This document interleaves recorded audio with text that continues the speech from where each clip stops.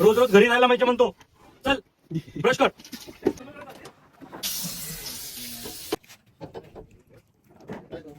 भावा हे बघ. नमस्कार मंडळी, मी सूरज. अजून एका नवीन ब्लॉगमध्ये तुम्हा सर्वांचं स्वागत आहे. आज आम्ही दाखवणार आहोत की बोटीवरतीच अगदी साध्या पद्धतीने मासे कसे बनवतात. चला तर मंडळी, या रेसिपीच्या ब्लॉगला सुरुवात करूयात. आता मी बोटीवरच ताजी मासे पकडलेली आहेत आणि ते स्वच्छ करून घेत आहोत. सुरांड म्हणजे बारकं, तवर म्हणजे मोठं. ताजी फिमेल आहे. हो, अंडा मिलाय. पापलेट छान स्वच्छ केल्यानंतर त्याच्या अशा पद्धतीने आम्ही छोटे छोटे पीस करून घेत आहोत. अशा पद्धतीनं आम्ही पापलेटचे छान असे छोटे छोटे पीस करून घेतलेले आहेत. त्यानंतर आता आम्ही करी बनवण्यासाठी छान अशी सुरमई कट करून घेत आहोत. सुरमई कटिंग. आता आपण तयारी करत आहोत मॅरिनेशनची. आता आपण छान मॅरिनेशन करून घेणार आहोत. हे काय टाकले, मीठ,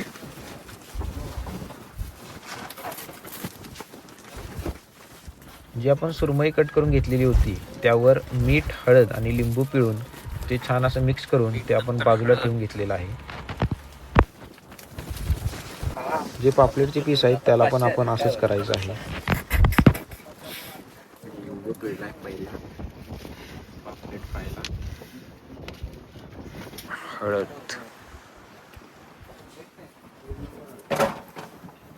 मामा अगुळ कुठे आहे? अगुळ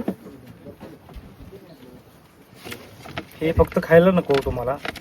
त्यानंतर हे सगळं छान असं मिक्स करून घ्यायचं आहे. आपण जे घातलेलं मीठ, हळद आणि लिंबू आहे ते छान असं सगळ्या फोडींना लागेल असं ते छान मिक्स करून घ्यायचं आहे.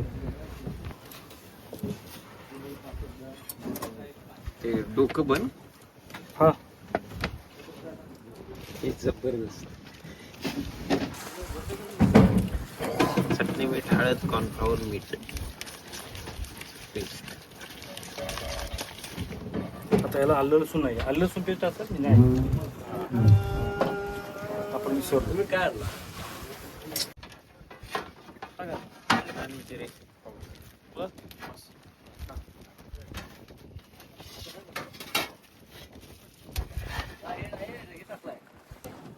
एक नंबर झाला.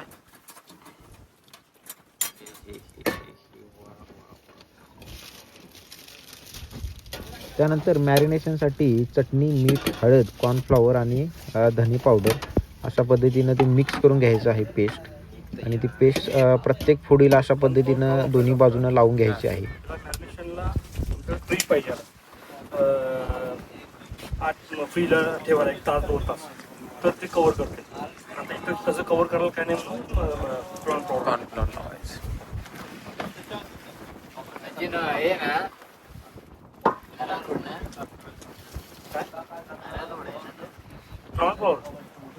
फ्लॉवर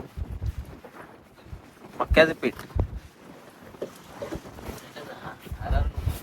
आरारोड काय? आरारोड म्हणजे आम्हाला ठिकाण वाटलं कुठलं तरी मुंबईतलं. मीरा रोड बीड सारखं. हा.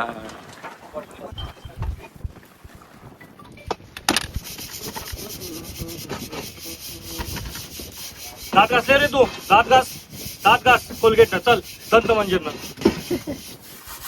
दात घासत नाही. जा शाळेला आवरून. हा अगा आपण रोज रोज घरी राहायला माहिती म्हणतो. चल ब्रश कर. अशा पद्धतीने पापलेटचे छान असे आपण दात घासून घेतलेले आहेत. आणि आता ते पापलेटचे सर्व पीस आपण छान असे 1 तासभर मॅरिनेशनसाठी ठेवणार आहे.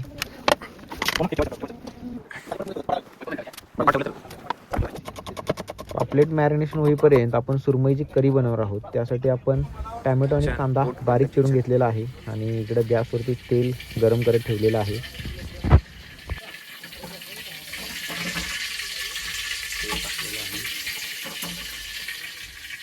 सुरमई रस्सा.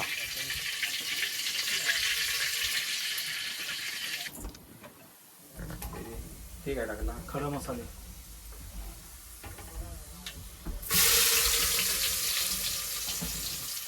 कांदा आणि टॅमॅटो.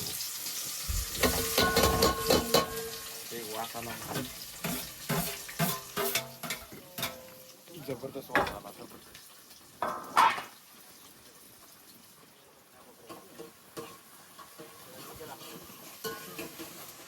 कढीपत्ता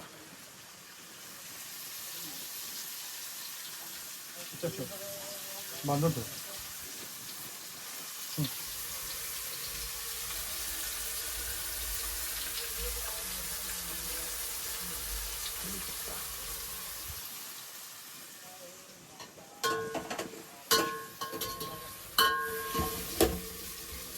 वास आला बघा, जबरदस्त वास, ओरिजिनल एकदम.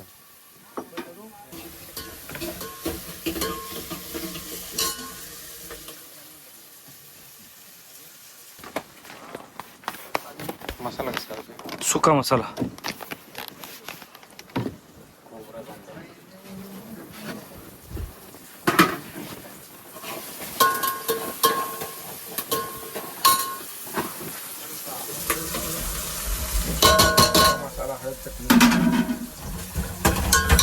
यामध्ये हळद, चटणी, मीठ आणि सुका मसाला टाकून मिक्स करायचा आहे.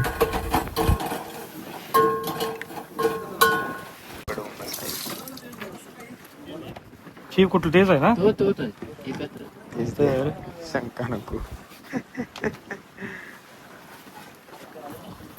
खारडच होईल ना डायरेक्ट मग समुद्राचं पाणी खाणारच टाकलं. नाही, खाणारच नाही मग. आपण जेवढी सामग्री टाकलेली आहे त्या अंदाजानुसारच आपल्याला पाणी टाकून घ्यायचं आहे.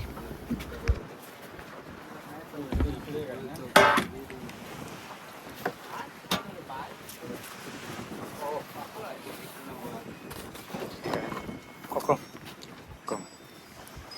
वेगळं कोकम दाखवा. तर मंडळी, करी करताना सगळ्यात मेन वस्तू म्हणजे कोकम, ज्याला आपण आमचुलं पण म्हणतोय. ते पण आता आपण त्यामध्ये टाकलेलं आहे, त्यामुळे असा आंबटपणा येतो थोडा करीला. ह्या लसणाला ना पॅक ठेवायचं नाही, असं डब्यात नाही ठेवायचं. लसूणला, लसूण, बटाटा, कांदा सगळं असं जाळीमध्ये पाहिजे, हवा लागेल नाही लागत हे कारण तरी पण ते मग पोचत जाते ते. पोचवता ते पण असंच पाहिजे इथं जाळीमध्ये. पॅक असल्या का पोचवणार. हा पॅक असल्या का पोचव. होय. लसूणची घेतली, लसूण वरनं टाकायची. हा, आणि तो बॉईल करायचं.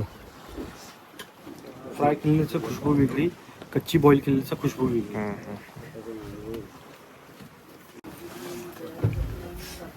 कळलेला आहे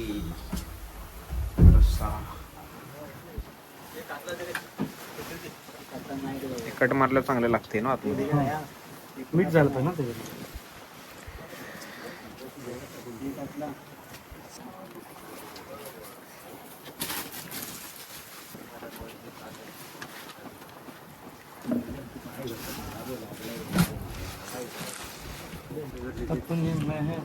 टेस्ट करूया.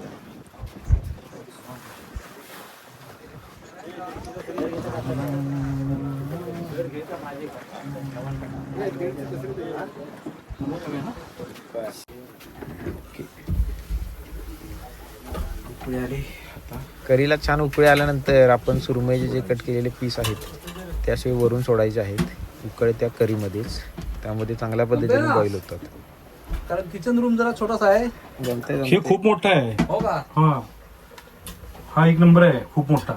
आणि आतमध्ये आहे, बाहेर नाही ते बरं. बाहेर नाही. अंडी पॉपलेटची. हा, स्पेशल आहे अंडी. ओके. ऐकलं आम्ही जरा फोनवर बोलतो. त्याच्या प्लेट उद्या खाणार, उद्या त्यांच्या सकाळी नाश्ता. येस. आता यांना सोडतोय गोवा मंदिरात. चावी माझ्याकडे.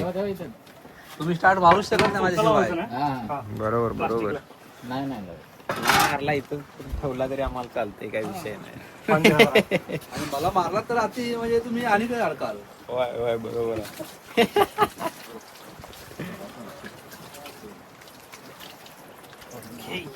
उकळू देत. खेळामध्ये सांगाय काय? सुरमई करी शिजायला ठेवलेली आहे. तोपर्यंत आपण पापलेट मॅरिनेशनला ठेवले होते त्याला आपण आता रवा दोन्ही बाजूनी लावून घ्यायचा आहे आणि दोन्ही बाजूनी छान सोनेरी आणि कुरकुरीत होईपर्यंत फ्राय करून घेऊया.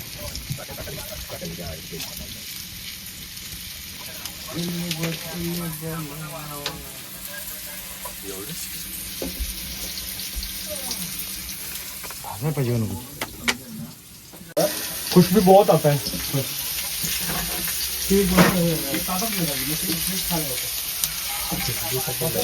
आता पापलेट फ्राय तयार झालेला आहे आणि बाजूला सुरमईची करी ही मस्त शिजलेली आहे.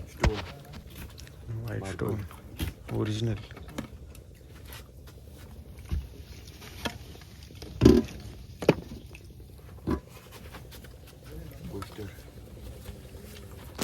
आता सगळं तयार झालेलं आहे. चला तर मग गरमागरम सुरमईची करी आणि कुरकुरीत पापलेट फ्रायचा मस्त आस्वाद घेऊया.